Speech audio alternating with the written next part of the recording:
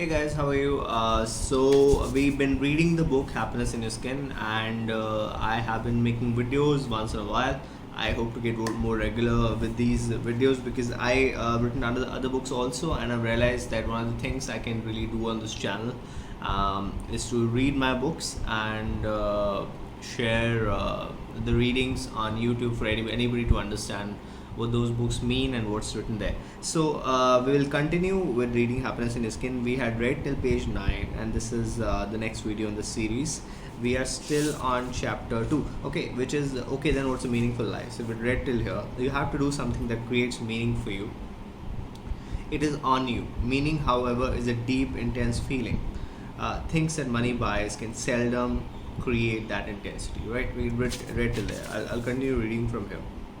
Let's imagine a man called John.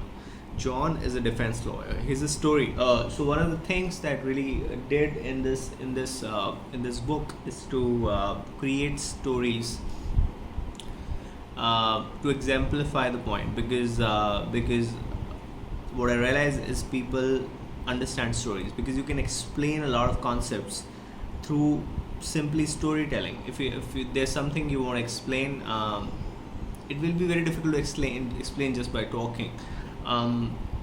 Let's say I want to explain the idea of selfishness. I want to explain the idea of being mean. I want to explain the idea of happiness. I want to explain the idea of let's say strategy, for that matter, business strategy. Any idea can be explained through a story, right? So I've used a lot of stories at different points in the book to explain a certain idea, right? So over here, to explain meaning, I'm using a story, and it goes like this. Let's imagine a man called John. This is page number 9, by the way, in the book. John is a defense lawyer in court on a day-to-day basis.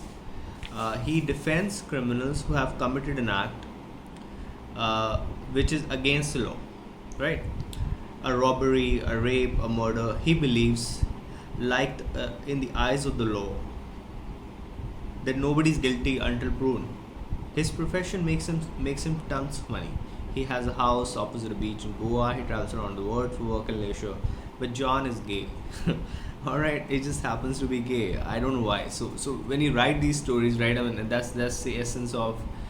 That's something about organic writing also, that you can write whatever comes to your mind as long as you can synthesize it and make sense out of it, right? So John happens to be gay, and he lives in a country where homosexual relations, India,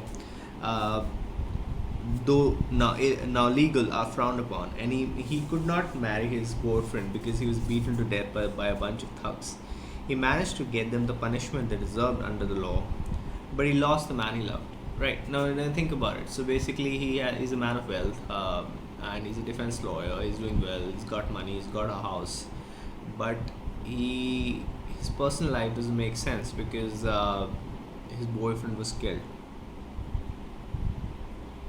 and he managed to get them. He managed to get the culprits the punishment, but he lost the man he loved. Right, so does his life have meaning? John longs for the man he loved every day. He desires for him. And all his money cannot buy him the happiness that he lost when his boyfriend was killed. Is John happy? Well, it's a difficult question for us to answer, and I haven't answered the question myself in the book. It's a difficult question to answer because life is different parts, and especially two of the parts of life which are really, really important are the personal life and the professional life.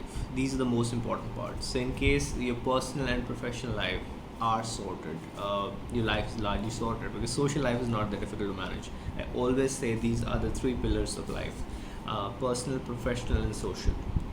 And in case your personal life and your professional life it gives you happiness, you are in a happy place because you will have friends.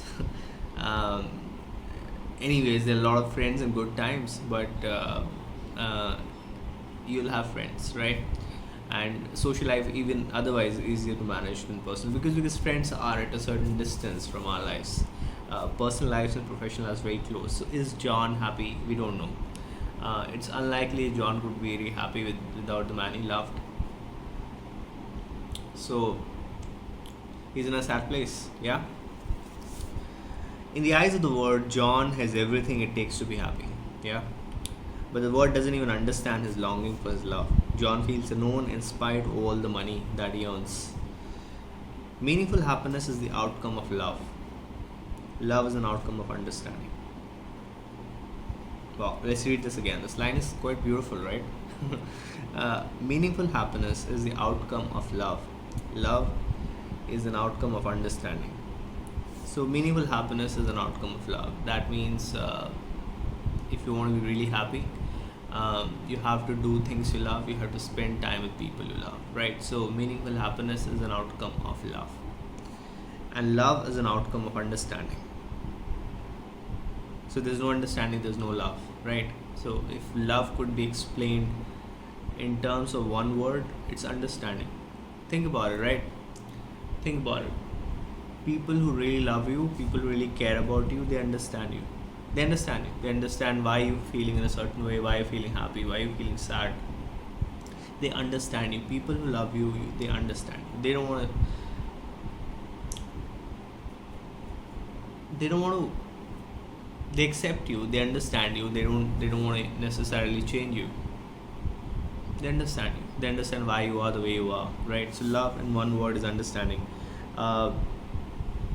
If you're not understood the way you are, no amount of love would help, because if love lacks understanding, it fails there. Yeah. The happiness that we earn with our acceptance of ourselves or people we love or our work is meaningful. Money buys us happiness, but can't buy the kind of happiness that rests in our soul. Now, I've used the word soul quite loosely in the book, and I don't believe there's any soul, right? So basically, there's no tangible soul. It's not that there's a soul that will roam around after our death, after we die. There's a soul is a combination of our body and our mind. Everything that we are, everything that I am here, over here talking to you, you listening to me, all of that is soul, right? Soul is our entire being. That's the context in which I mean soul here. Can't buy the kind of so the kind of happiness that resides in your soul means in every tissue of your body and your mind. The soul, I've explained the soul a bit here. The soul is generally understood to be our spirit, considered to be distinct from our physical body. However, I disagree with this definition. Your soul resides inside of you. When you experience deep, meaningful emotions, you experience them in your soul, in your mind, and in your body.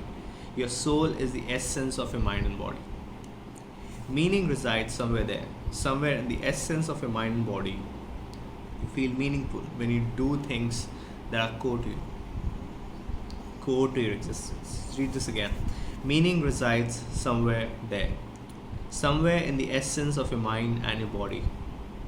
You feel meaning when you do things that are core to you, core to your existence. Meaningful happiness or lasting happiness results from activities or people you value. You value them because of who you are. Therefore, meaning and happiness are interconnected. The search for meaning is a search for deep, intense joy that resides in the core of your being. Right, I think we'll end here because this chapter 2 has ended here, and of course there's a summary, so we should read the summary. So, meaning and happiness are interconnected. Meaning and happiness are interconnected. That is a very important point to understand, because in case you find meaning in your life, you will find happiness, because a lot of people live lives devoid of meaning, right? If you find meaning in your life, you will find happiness. That way, meaning and happiness are in case you feel happy, that's because you found meaning in your life. So there's a direct correlation between meaning and happiness. To find meaning, you need to understand your core. That is who you are as a person. Once you begin to understand who you are, you will do things which are essential to your core, right? When you do things that are essential to your core, you'll begin to realize the meaning of your life and joy in your heart. This is lovely. When you do things that are essential to your core, you'll begin to realize the meaning in your life and the joy in your heart, right? So it all emanates from self-awareness. The more you understand who you are, the more you will do things which sound natural to you, and you will find meaning. And when you find meaning, you will find happiness. All right. Thank you guys for listening. This is the end of this video. Please let me know in comment section if these videos are useful.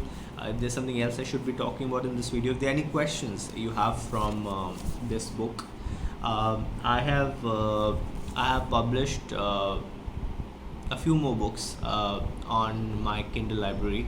So if you search Amarvani on Amazon, you'll find a few books. One is a philosophy book, one is a short story book, one is a pure play fiction, which should go live in the next 24 hours or so. And I'll be publishing more books as I write them, because that's what I've decided. So I'll also be reading the books on this channel because I enjoy reading my books. I think they are they are well written, and they are intended to make people happy. And that ways I can also explain why I've written what I've written. So if you have any questions from this book right now, because this is what we're reading right now, please post them in the comment section. Please share this video in case you find this useful. Yeah, subscribe to the channel in case you're new here. I'm also running a crowdfunding campaign to fund my writing, so in case you can contribute, I'll put the link in the bottom of this video. All right, thank you so much. Bye.